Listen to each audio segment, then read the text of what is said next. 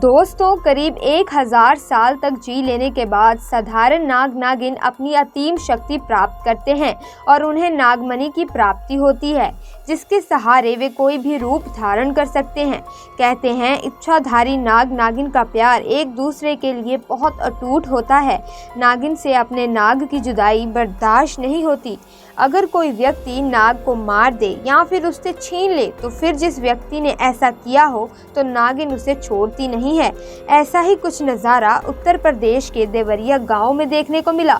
दोस्तों, इस घटना को बताने से पहले जो भी महादेव के सच्चे भक्त हैं वे पूरी श्रद्धा और भावना से नीचे कमेंट बॉक्स में जय महाकाल जरूर लिखें, ताकि भगवान शिव की कृपा आप पर और आपके परिवार पर हमेशा बनी रहे। देवरिया गांव में मोहन नाम का एक व्यक्ति अपनी पत्नी मीरा के साथ रहता था। खेती और गाय भैंस के दूध को बेचकर वे अपना जीवन व्यतीत कर रहे थे। पत्नी मीरा कुछ अन्य महिलाओं के साथ गाय भैंसों के लिए घास लाने अक्सर सुबह घर के काम निपटाकर जंगल में जाया करती थी। जंगल के निचले हिस्से की तरफ जब घास कम होने लगी तो उन्होंने सोचा कि जंगल के थोड़ा ऊपर की तरफ जाया जाए और मीरा अपने अन्य साथी महिलाओं के साथ जंगल की ओर अंदर प्रवेश कर गई। उसी जंगल के अंदर एक इच्छाधारी नाग नागिन का जोड़ा रहता था। उस दिन नाग को छोड़ नागिन जंगल की दूसरी तरफ भ्रमण के लिए निकली हुई थी। जब मीरा घास काट रही थी तब उसकी नज़र अचानक नाग पर पड़ गई। नाग को देख मीरा काफी डर गई और बगैर कुछ सोचे समझे उसने अपने पास पड़े पत्थर को उठाकर सांप के सर दे मारा और वह नाग वहीं पर मर गया।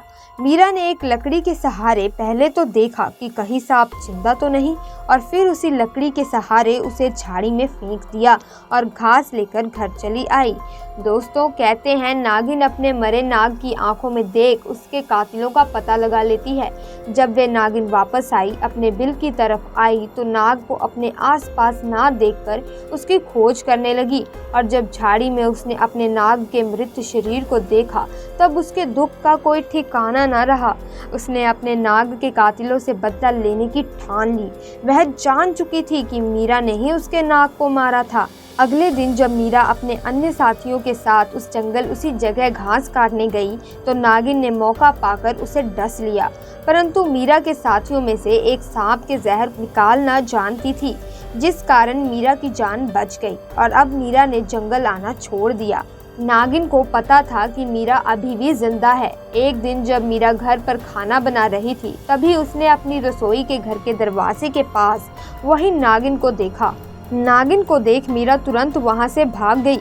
मीरा उसे कई बार अपने घर के आसपास देख चुकी थी। जब मीरा उस नागिन से ज़्यादा ही परेशान हो गई तब उसने अपने पति को सारी बात कही। तभी उसका पति मोहन और मीरा एक अच्छे विद्या जाने हुए सपेरे के पास गए।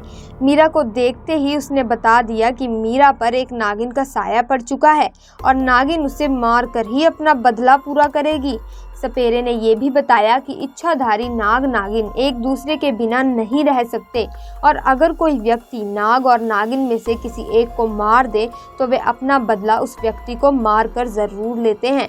फिर उसी सपेरे ने मीरा से पूछा कि क्या तुमने किसी नाग को मारा है?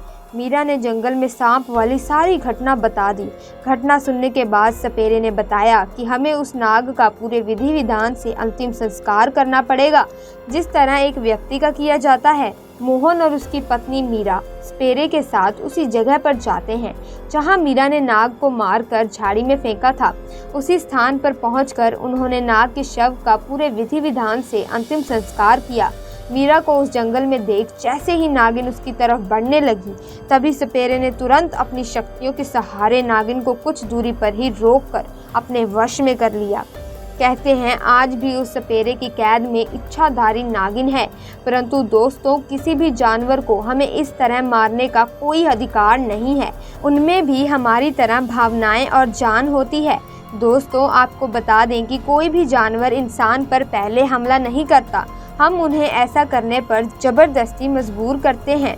तो दोस्तों, अगर आपको वीडियो अच्छी लगी हो तो वीडियो को एक लाइक ज़रूर करना। अगर आपने अभी तक चैनल को सब्सक्राइब नहीं किया है तो सब्सक्राइब भी ज़रूर करें। तब तक के लिए धन्यवाद।